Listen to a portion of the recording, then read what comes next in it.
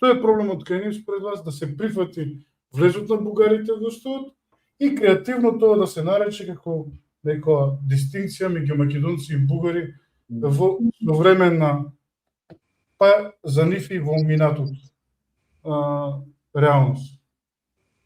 Па знаете, кажавте вие на почетокот кај нас мислат луѓето, односно ни прифаќаат дека постојат македонски бугари. Па вели и најчесто, всушност не најчесто, секогаш редовно, значи било што се однесува за оваа тема во нашите медиуми, имаме, значи тоа се македонци со бугарска самосвест или со не знам какво беше другата, што значи дека ние тоа не го потребуваме за другите, нема да кажеме српска самосвест или албанска самосвест. Значи овдека као состава дилема. Тој не е бугарин, ама свеста така му е самосвеста. Ме разбирате која дискриминација се врши уште од старт, значи тоа прашање се сече во корен како забрането прашање. Значи или со бугарски чувства, што значи дека ние идентитетот го сведуваме на чувства или на самосвест, а велиме дека се грижиме за нашиот идентитет. Значи не може никој, дали да е медиум, дали да е било кое политичко или официјално лице, да го оспорува идентитетот на другиот. Тоа е суштината на демократското општество. Ако некој вели дека е бугарин, јас прифаќам дека е бугарин, ја не анализирам неговата самосвест, како што ја анализирам за другите. И тоа е суштината на проблемот на влезот на бугарите во уставот. Зошто е тоа така? Затоа што фактички се руши наративот за една историја, која велам јас дека е таа федерална историја, која ни се проектира, или постфедерална историја, постјугословенска, која се уште ни се проектира. Малцинствата, што беше пред Преспанскиот договор, а сега се делови од народ, и пред Охридскиот рамковен договор, сега се делови од народ, значи нема малцинства. Кога некој, зашто во изменатава година-две, официјални политички лица употребуваат термин малцинства. И во однос на бугарите, и во однос на албанците. Тоа е исклучиво со намера да се понижат тие луѓе. Нема малцинство, има делови од народ. Така е формулиран нашиот устав и преамбулата. Преамбулата во суштина ги вклучува оние делови од народ, освен македонскиот, кои учествувале во АСНОМ и која формирале Асномска Македонија. И свеста на луѓето е дека ако ние ги ставиме бугарите во уставот, односно во преамбулата во уставот, всушност ќе потврдиме дека Асномска Македонија подеднакво ја формирале и бугарите, како што ја формирале и другите. И мислам дека е тоа суштината на проблемот, ако сакате, или противењето на определени кругови, зошто бугарите не треба да влезат во уставот. Тоа е таа реминисценција на преамбулата. Прво, преамбулата не е официјален дел од уставот, тоа е оној свечен дел од уставот, знаете. Меѓутоа, деловите од народ не се споменуваат само во преамбулата, се споменуваат уште во два други члена, што означуваат и како се вели, што се произлезени после Охридскиот рамковен договор, каде што означува дека врз основа на таа етничка припадност, иако во меѓувреме додека ние чекаме парламентот да се ја заврши работата со влез на бугарите во уставот, имаме проблеми со оспорување на Охридскиот рамковен договор и правичната застапеност, која кај нас исто така јавноста е дезинформирана дека се однесува само на албанците, не, се однесува на правата на било која етничка заедница или било кој дел од народ. Значи, рушењето на Охридскиот рамковен договор, правам дигресија, директно влијае и на самите етнички заедници, односно на стабилноста на уставниот поредок и на државата. Тоа е паралелен процес кој се случува, значи додека ние сме само блокирани за влез во Европската унија, ние уште подеструктивни процеси правиме, значи и други темели рушиме на самата државност. Уште еден момент во однос на влезот на бугарите во уставот е токму тој, практично за преамбулата, и според мене на тој начин практично се блокира државата или се користи како изговор, не влегувањето на бугарите во уставот, се користи како изговор, односно бидејќи тоа е последниот чекор после кој ќе нема дополнителна политички било каква одлука, практично немаме веќе никаква причина за вето, и точно во право сте, Бугарија направи отстапки за да стигнеме до преговор до 2024 година за да го повлече ветото. Кај нас тоа не беше представено како отстапки на Бугарија, бидејќи тоа ќе се сруши наративот за отстапките што ние ги правиме. Уште еден елемент, тоа сакав да кажам, сега се потсетив, уште еден елемент е прашањето на бугарските пасоши, кои на македонски граѓани кои имаат добиено бугарски пасоши врз основа на, нели, како велат, самосвест и така натаму, кои се веќе условите кои ги дава бугарската држава. Меѓутоа, уште еден интересен момент овдека што според мене ја руши тезата за нарушен идентитет. Еве хипотетички да кажеме дека луѓето, не знам колку веќе стана тој број, расте, рапидно расте.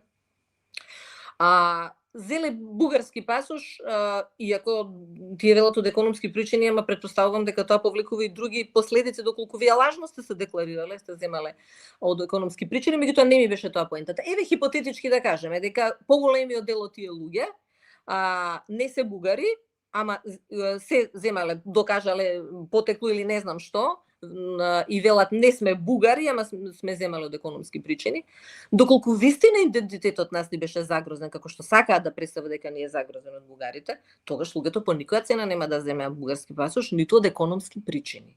Што значи дека таа причина за загрозеноста на идентитетот, за жал, според мене, е стравична злоупотреба на вистинскиот идентитет на македонците.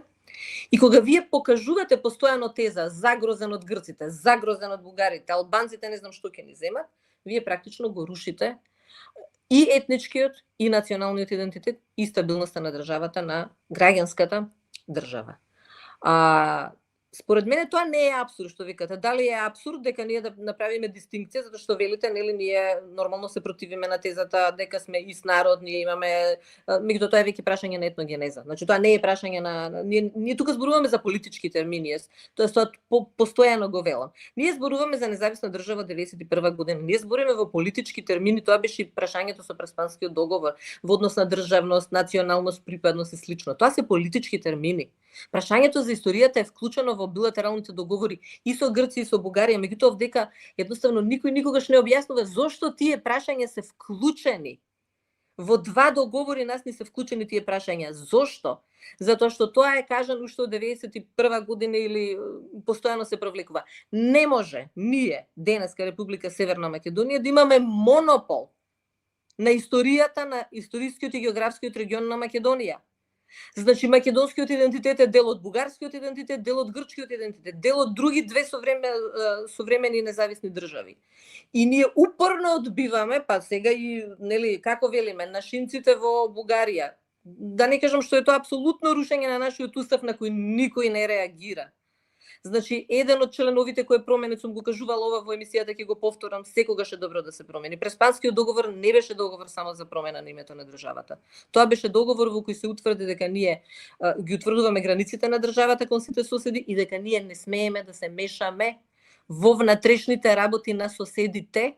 И еден од членовите кои се промени беше дека ние може да се грижиме само за нашата диаспора. Значи за луѓе кои од овдека се иселиле таму, а не луѓе кои се декларираат македонци во Бугарија или во Грција. Тоа не е наша надлежност. Тоа е мешање во внатрешните работи. И тоа свесно се прави и на тој начин свесно. Јас велам, ајде вие што свесно ги загрозувате односите со соседна држава. Меѓутоа, дали сте комодни да го рушите свесно сопствениот устав? Тоа е прашањето.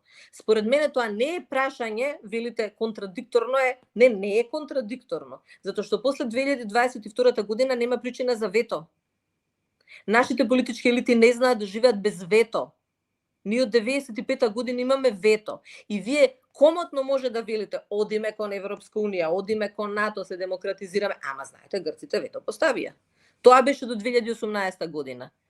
После имавме период каде што мислевме дека брзо ќе оди, имавме една неимплементација, се на нас за тоа веќе сосема друга тема на тој билатерален договор со Бугарија и го добивме, де факто имавме ние вето со Бугарија до 2000, официјално, формално вето, тогаш можешме да кажеме имаме вето, после 2022 година ние немаме вето.